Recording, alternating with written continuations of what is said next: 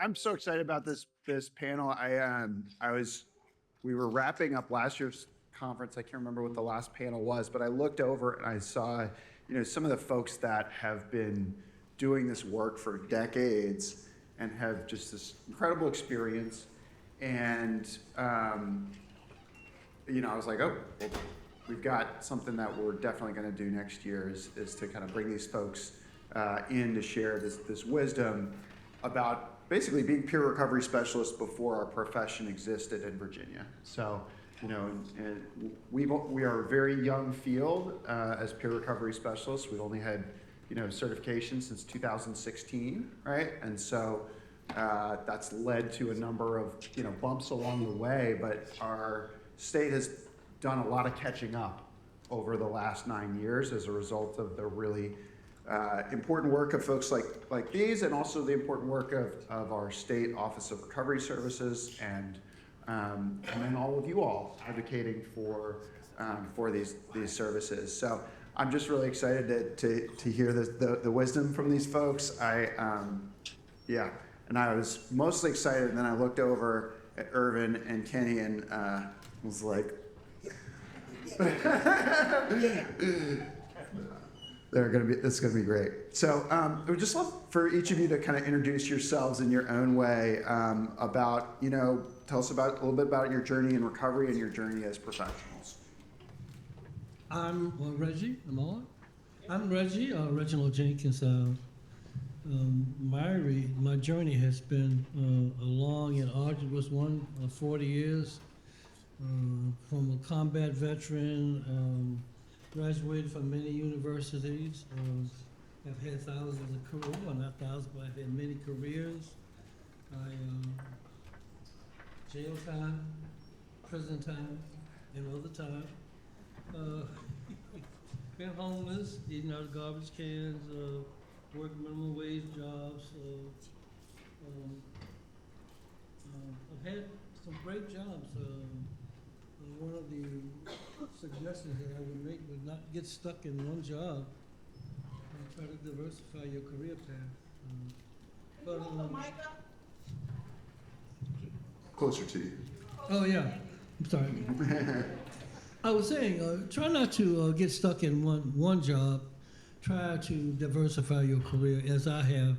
I've had many careers. I recently retired from all of them. 3 weeks ago,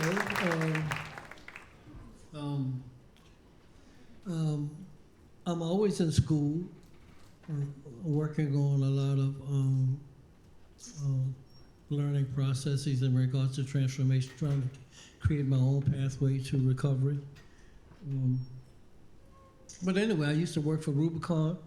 Rubicon faded out, and recently worked for RBHA, Rich Behavior Health.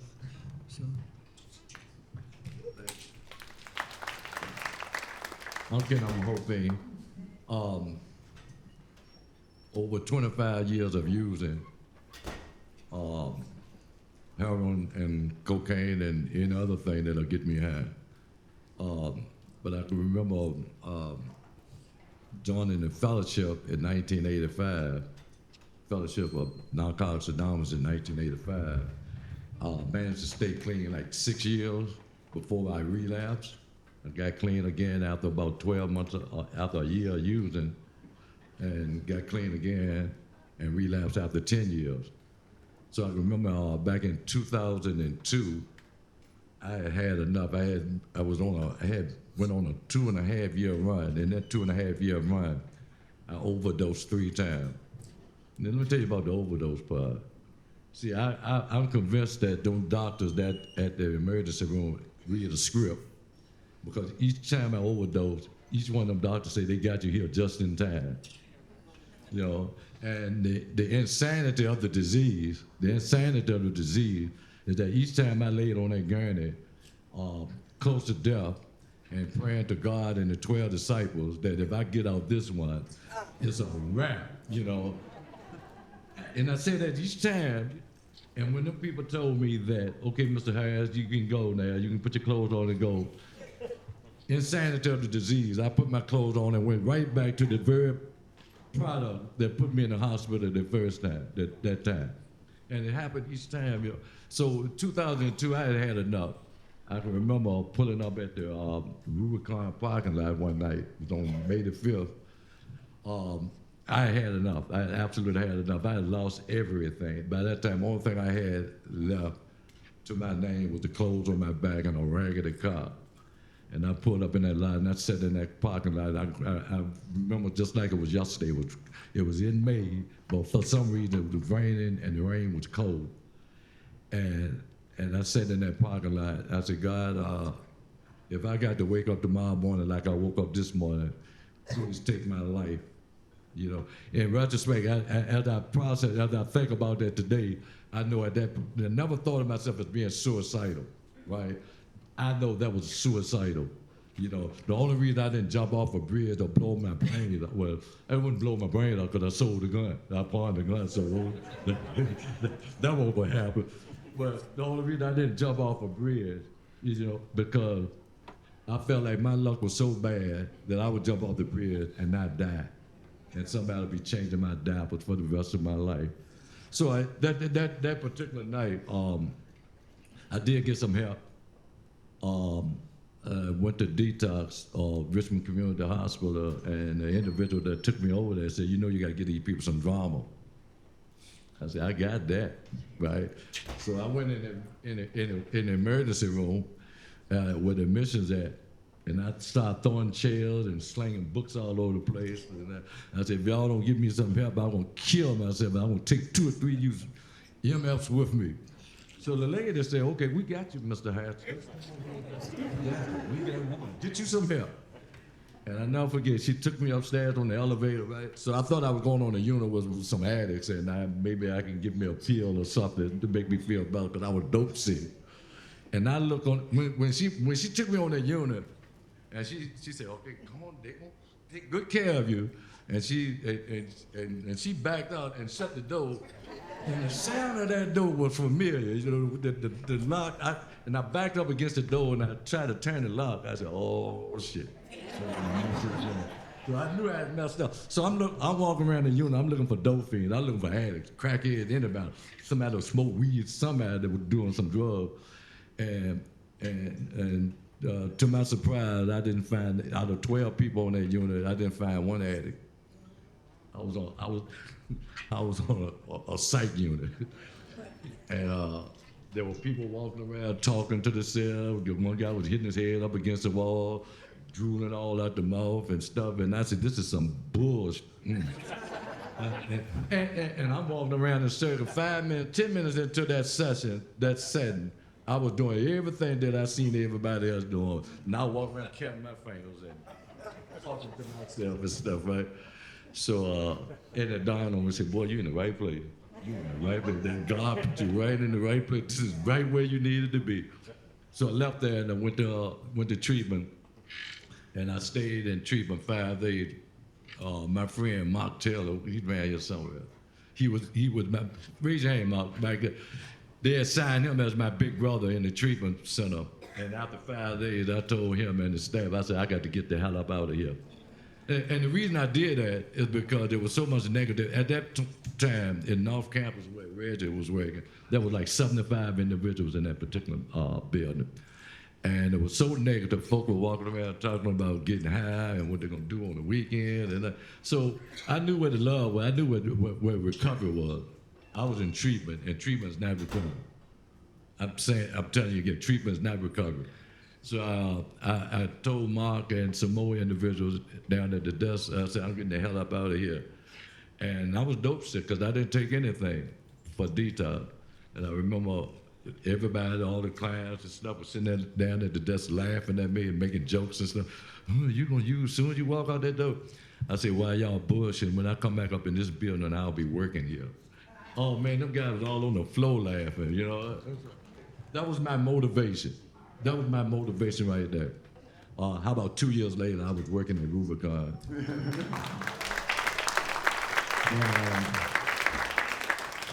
Got a job at the Searle Center as a recovery coach at Searle Center. It wasn't peer specialist then, it was called recovery coaching. It wasn't certification, but got a job at Saracen as a recovery coach, and that was the start. Actually, getting that job at Rubicon was my start in this profession. And the icing on the cake was when I took that recovery coaching training. And I'm a certified peer specialist, and I love it. I love it. I love every minute of this. Now, one time have I gotten up in the last, I would say last 15 years since I've been in this profession. Now, one day have I gotten up and said, damn, I got to go in that damn place this morning. Not one time, you know, and it amazes me because I've had jobs that, shit, I ain't going in that place today, you know. Not one time have I said, I am not going in that place today. I have a passion for what I do. I love what I do, and I love my peers that I'm working with. Thanks for letting me share.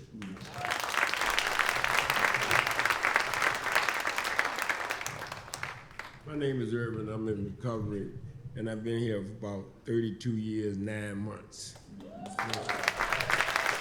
I was looking to Kenny and share, right, and wondering exactly how I got here because I've been only through God's grace, and I say that not to offend anybody, so you can switch it out for higher power to be politically correct. Sometimes if I stutter while I'm talking, I just had a stroke last year, right? So I'm back, just getting back. So sometimes my pronunciation of words and stuff, so you had to bear with me, right? I started out, and after treatment centers, it's just like I just refused to do anything different, right? And I guess out of shame and guilt, I just got away from my family, who was a real educated family. In my family, you went to school or you got out. So by me choosing the streets, it's just like I had to get out. I relocated to Richmond, right, going in and out of penitentiary, and did a 20-year bid, and came out and was outright defiant, mad at the world, and introduced to then AA because there wasn't no NA. It was just like about one meeting, right? And when I went into that meeting, it was just like a bunch of Caucasians with cowboy boots and motorcycles. I said, how in the hell did I get here? This is not for me. And what I found out was I identified out instead of in. You know, it wasn't about who was in there, it was about my problem and how could they help me, right? And that was really important for me, right? Somehow, something spiritual was taking place in my life, and I didn't understand it, right? And the spiritual part that was taking place, C.T. Wood, after chasing me for years, hired me at Richmond City Jail. And I had a key to the same cell that I was incarcerated on for 10 years. You know what I mean? And it's just like, I didn't know what was had planned for me.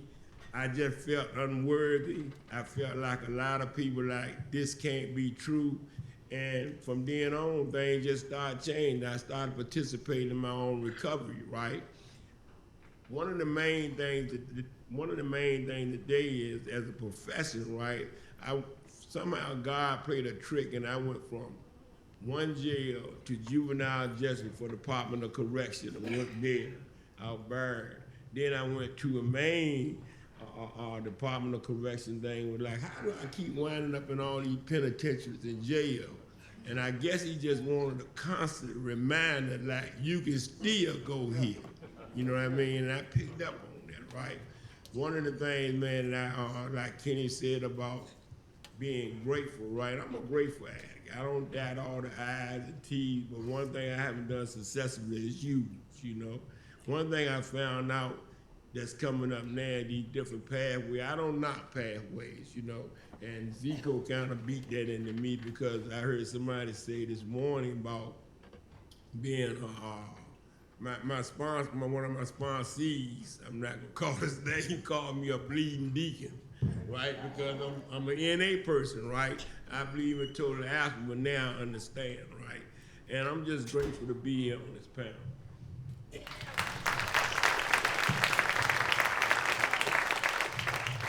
Hello, everybody. I'm Pastor Valerie, and one of the things I realized is that this was predestined. My journey was predestined. It was already in the plan. It was already in the making. And one of the things I realized in my recovery, I have 28 years.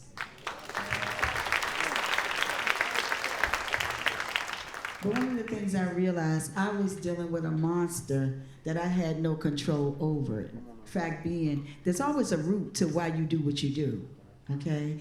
And so the reality is that there was a root to why I picked up, because I didn't want to feel it anymore. I didn't want to feel the violation. I didn't want to feel the pain. I didn't want to feel any of that because I was molested by my stepfather. And so that caused me to want to suppress what I needed to deal with. So I realized that I had to go through all of that when I found myself doing graduations, commencement, and penitentiaries, right? And telling women my story, and they coming up to me and crying and said, "Do you believe me?" And I said, "Yeah." But I realized my life was predestined. But one of the things I realized through my recovery was this. I had no humility. Zico, I could feel you earlier. I had no humility. I thought I knew it all because my mom graduated from VCU. She was a nurse. You know, I came from a, middle class family, right? After coming from the projects, we moved on up like the Jefferson. So I had, I put myself in a place, in a status that I was above those from where I came from.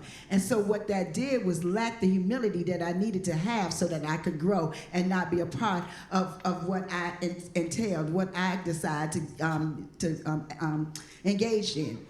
And the blessing about it all was this. I looked at everybody else's instead of looking at mine, and the more that I would look at somebody else's, the more that I got wrapped up in my mess. See, I was that type of person that I wanted to change you, but I didn't want to change me. Because at the end of the day, if I tried to change me, you know what I'm saying, then I had to face my demons, right? But if I look at you and what you were going through, that made me feel good about myself, because maybe you was doing something a little bit more, or, you were more degrading. But at the end of the day, we all were somewhat degrading because of how we treat ourselves. And so I was predestined for all of this. I had to go through what I had to go through, but it was humility. I'm glad you said that earlier, because it was humility. I found out it wasn't about me, right? And so what I decided to do, I decided to relinquish my will over to my God's will, right? And so because I relinquished my will over to God's will, there was some great wisdom. First, I had to be delivered from the mindset, because my mindset was warped, right? I thought it was about me. I thought I had control of everything. I had a warped mindset.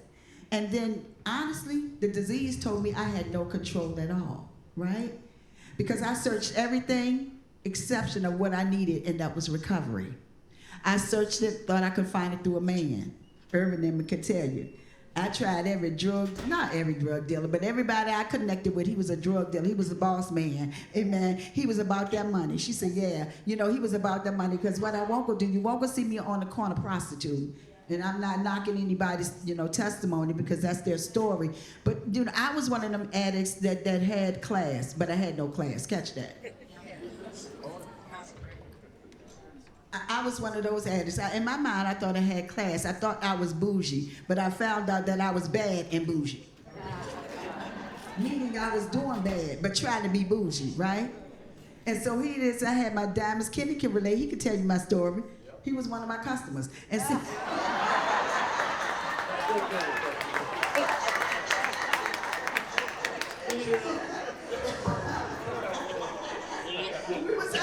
we was out there together, but at the end of the day, I realized that everything in my life, everything that I went through along my journey, it was predestined for empowerment. Because how can you tell somebody else unless you've been through it yourself, right? The books are good because I have the education, right? But it was my story that was able to get somebody else some hope, right? And I could relate. So one of the things I found myself was my life had been predestined. My steps were already ordered. The only thing I have to do is walk in it. I want to suggest, just walk in it. Stop trying to control it yourself. And so I was able to walk in it, and doors was opening like it was a mad wind, right?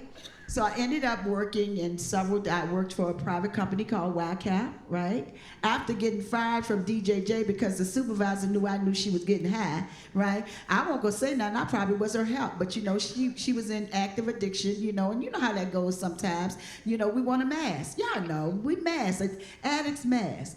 And so she fired me, talking about, they knew I was a convicted felon for 5 years that I worked there.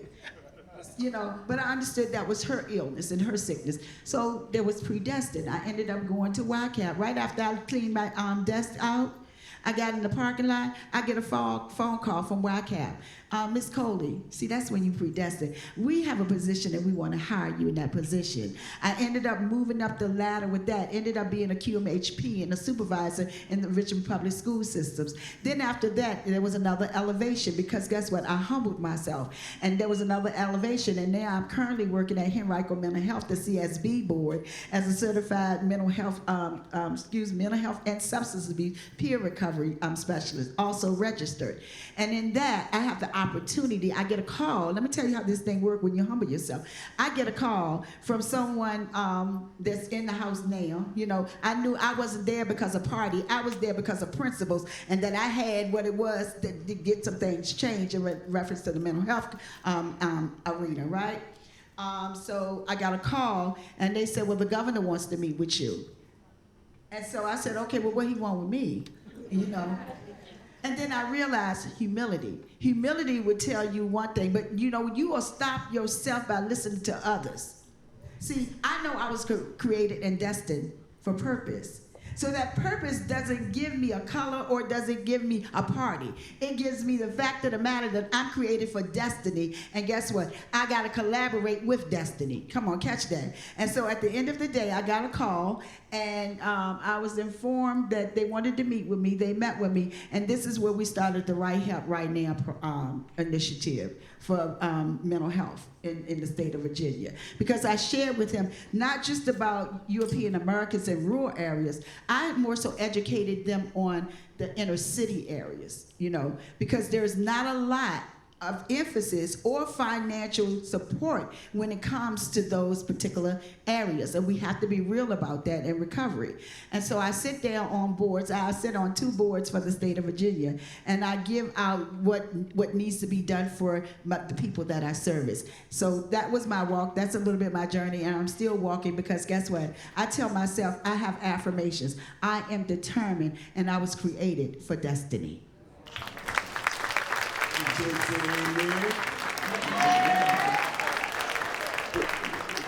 It's awesome. We're half an hour in and we've got one question. No, I'm prepared. So I'm gonna just go. I'm gonna give each person one question here because you know us, we love to talk, and so I'm gonna try to keep it a little contained. So I'm going to go with Irvin for this one. Tell us a little bit about how treatment and recovery support has changed over your career. So, and what has stayed the same about it? The main thing is just to stay clean and free. What's getting caught up now, I think, is the crossover between people in treatment and coming to 12-step programs. And a lot of people are confused, as far as I'm concerned, so far as understanding words, right? It's just like coming out of treatment. Treatment is treatment. And you gotta know what treatment is for. 12-step programs like Narcotics Anonymous and alcohol, they are programs. And a lot of people coming out in the treatment, instead of looking at the program, they're looking at the people in the program. And they're trying to gather their recovery off of what they see other people do. And there's a lot of misinformation floating around, especially now, like again, what Zico was talking about with MATs, right? So far as like with Narcotics Anonymous, regardless the popular belief, do not have no opinion on MAT. You know what I mean? It's just like they don't. But a lot of people say they feel shunned when they come there. You know what I mean? They don't want to be there because people talking about them. And what I found out, and I tell people, that's your stuff. You know what I mean? What I found out in recovery, you got to be informed, you know? It's just like being informed. It's just like when I was on the other end of storm, I didn't have dope no more. When I went to Kennedy to keep from buying a dummy, I used to ask other people, is that kid got real? Is he selling dummy today? You know, I was an informed addict, you know what I mean? And what I'm saying with that is, now that I come around here, it's just like I gotta be informed. I gotta find out what this program is about and how it applies in my life. One of the main things is I get kind of upset when people try to give advice. We don't give advice in recovery. We give experience.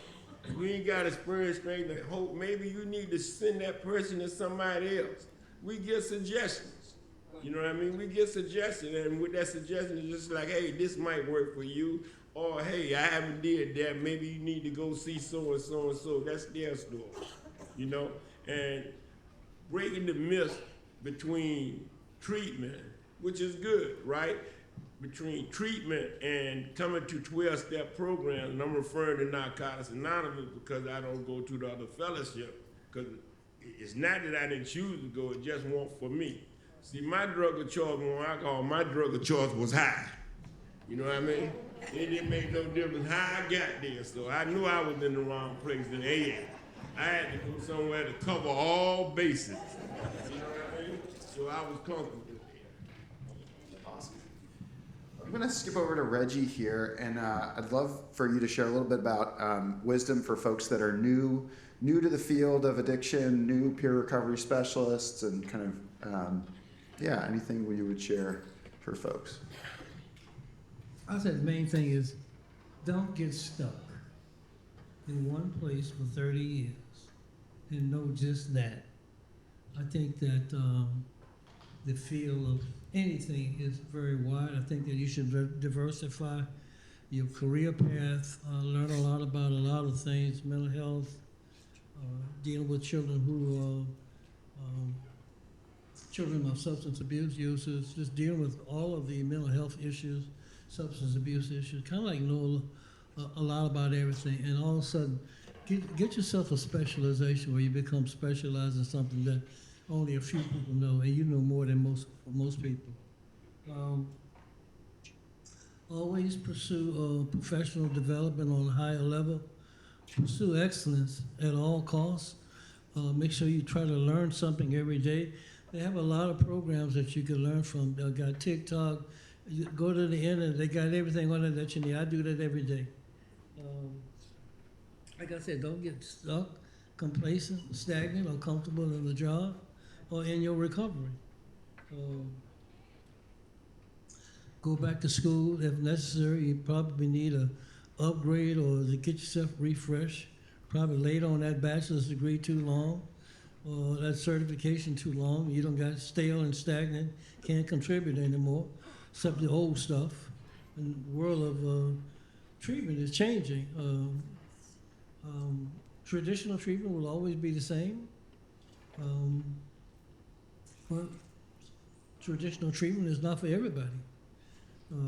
Some people don't want to go into treatment. They want to go to the doctor and say, okay, cure me.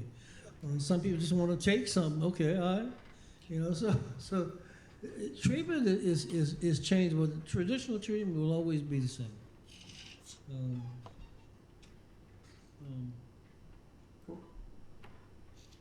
I think most importantly, you got to practice self-care. Self-care is the highest thing on my list. This August I will be 82.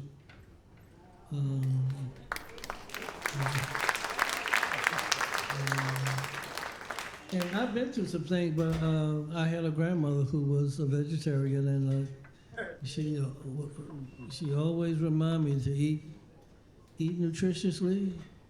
If you want to live long, exercise, or keep your body moving. Don't get rusty.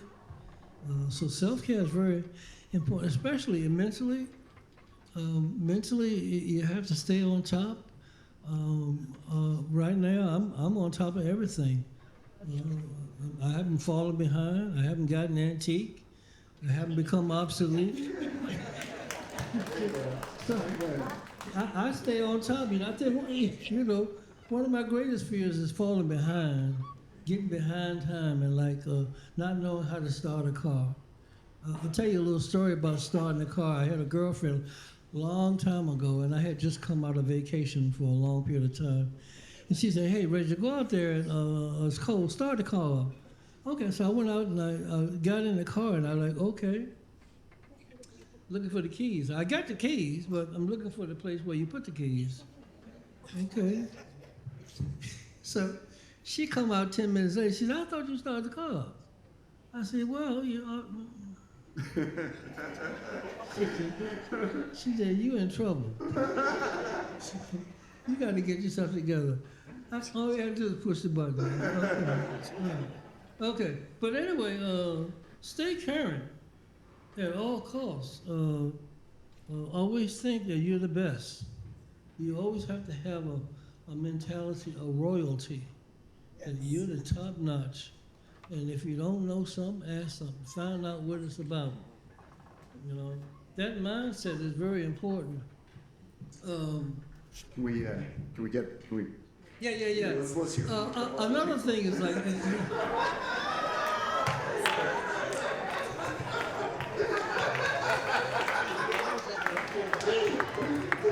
So, you guys, you set us up well. Yeah, I need a bell.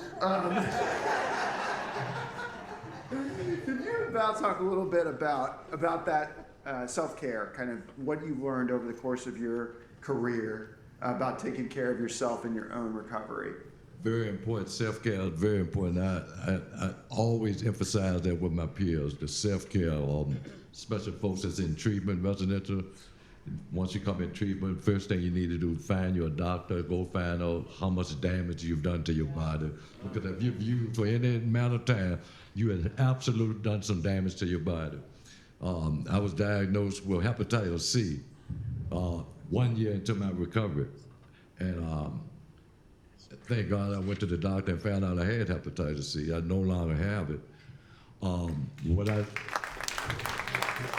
So what I do today, I got a doctor for every part of my body.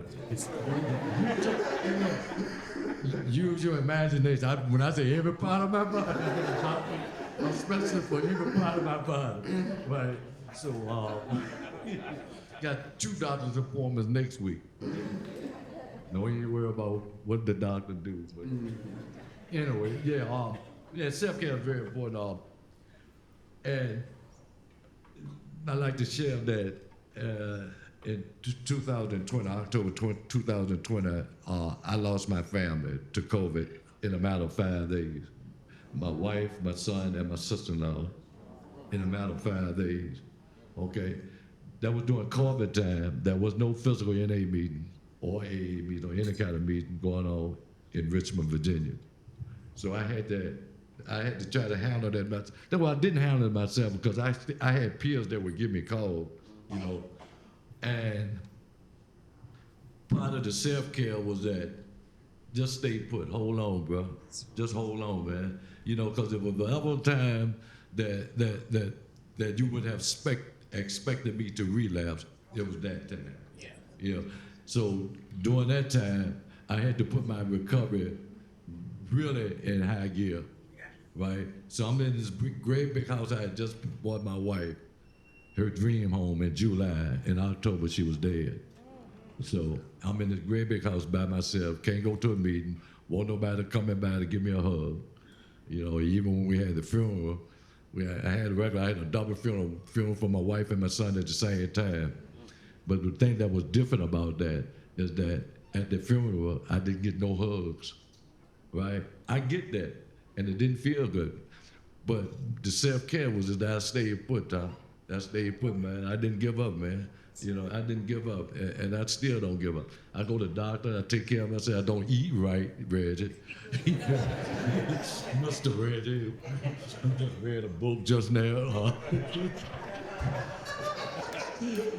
But I do my best, right? I'm a diabetic. I've been on medication for diabetes I've been on for a while, but they put me on new medication last year, and I actually lost 40 pounds in over a year. I feel better. I can tuck my shirt in there. I don't have to wear my shirt outside. And then I go to the beach. I don't have to wear T-shirts at the beach and pool. I still don't look like the guy that kicked sand in the. But you know, I'm good.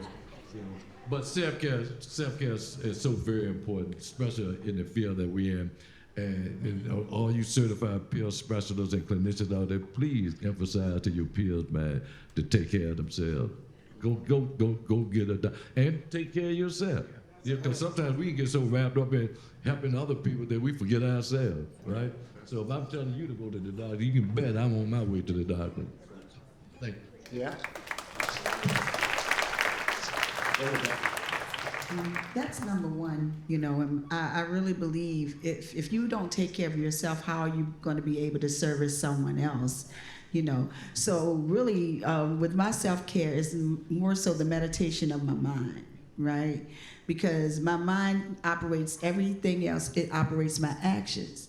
So my self-care looks like a spa, my nails done. I like to be fly, so, my self-care is shopping therapy, right? That's one of the things. It's shopping therapy. And so that's and also, what you say, Kenny? Well, that's what you said, but I said shopping therapy. You trying to control the narrative over here, baby. Today, nothing controls me.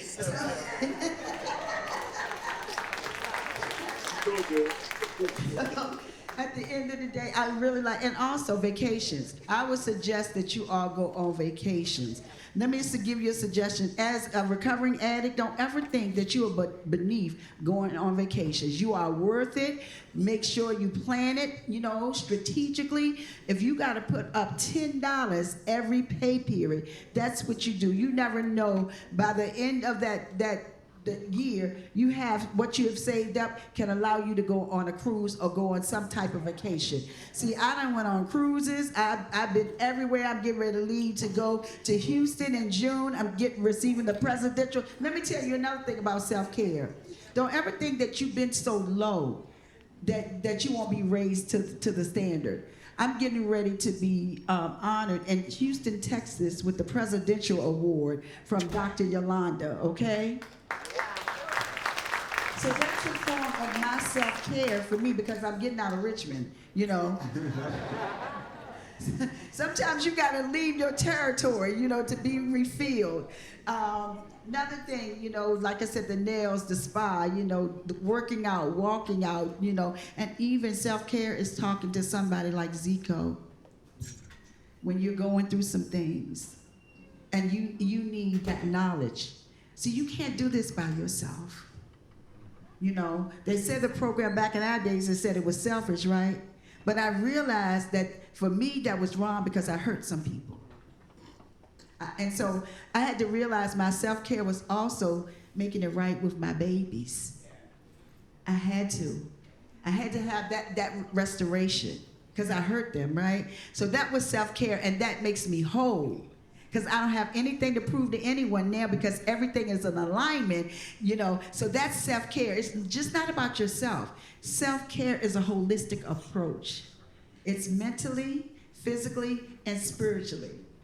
Because today I can sleep with a great conscience of knowing that I have reconciled my differences with those that I hurt. So that's a form of self-care as well. Thank you, Tom. Awesome.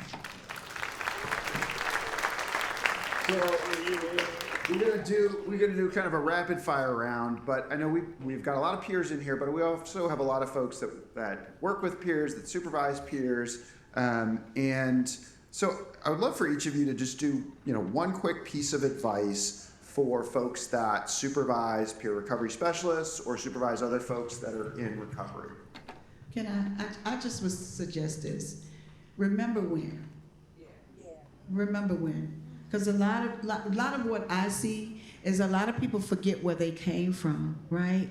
And that's a person that's struggling with their own personal self-esteem, right? Because you don't have to put yourself above someone else when we were all in the dirt, right?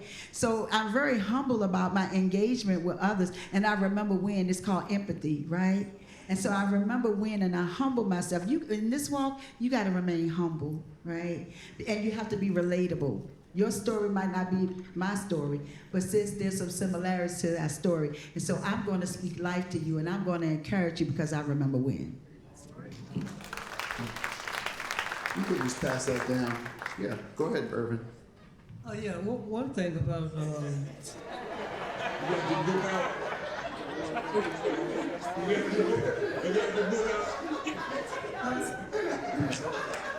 one thing about supervision of peers, it's easy to supervise staff. It's just cut and dry.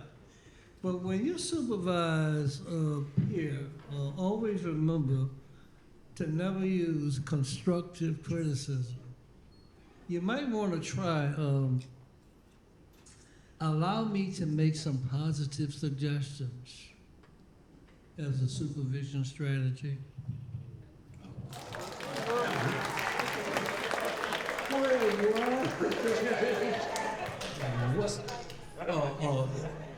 My suggestion to peers, anybody who's a peer, certified peer, is about to just know your lane and your role.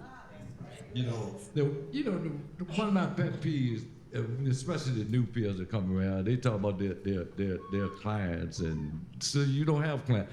No, Dr. May, the CEO, one of the CEOs of Richmond Baby Health Thought asked me in a board meeting one day, he said, how many clients? I said, well, I've been in this profession for 14 years and not had one client in 14 years. And they looked at me and said, no, I said, I've had thousands of peers, but not one client, right? So I understand what my lane and what my role is. The clients is for the clinicians and the therapists and all that. Y'all do a terrific job. But I have peers, I have hundreds of peers that and I don't want to ever think that I'm above the peer, right? I don't ever want to, when I think I'm above the peer, then it's like I put myself up here. That's why certain things I would do with the peer and suggest to the peer that it just makes sense to the peer, not to me, but to the peer, right? We had to talk about doing urines, right? And that was one of my biggest things since I've been a peer specialist. Don't ask me to do a urine because I'm not going to do a urine. Period, right? Because that's not my lane, right? And they asked me, well, why you don't do urine? I said, because it interrupts the relationship with me and the peer. That puts me up here and puts the peer down there. What I would tell the peer, give a positive urine. What was it, man, you got a positive, and I'm going to sit there and argue with the peer about his urine? Right? That's not my role, man. That's for people like Reggie.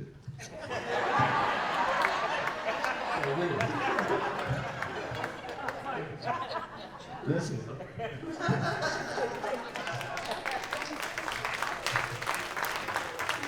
I guess mine would be if you don't have number 50 cents, you can't get $1. That's real simple, you know. I see a lot of peers coming around and they playing this where I think it's a game like they better than or they got all the information, right? And a lot of times, if I'm somebody's peer, then I got to know my position. And ethically, it's not what a lot of treatment centers, regardless of belief, it's not what treatment centers forcing them to do. You know what I mean? I can't report to my supervisor what a peer has trusted me with. I need to be real clear on that because then I'm blurring the lines. You know what I mean? I can't write notes, contrary to belief, on my peer. You know? So it's like a lot of things I got to learn and I got to take up, and it's like a lot of times I got to remember, if I take responsibility and say, this is my peer, ain't he great? Well, when he messing up, I got to take that responsibility too. All right. So, there's a lot of folks in this room I know that owe a lot to the people on this panel and your work over the years. And so, from many of the people I see in this room, a huge thank you to each of you and for all your gifts and contributions to the field over the last 4 decades. It's just remarkable, and we're really blessed to have you as part of Richmond. We have robust recovery supports now in Richmond, and we didn't when you all were getting into it, and that just wasn't the thing. I mean, even when I started in the field in 2006. There may have been 7 or 8 places for people to get help, and now it's in the hundreds, but it wasn't that easy, and you all were on the ground floor, and we're just very grateful for everything you've given this space.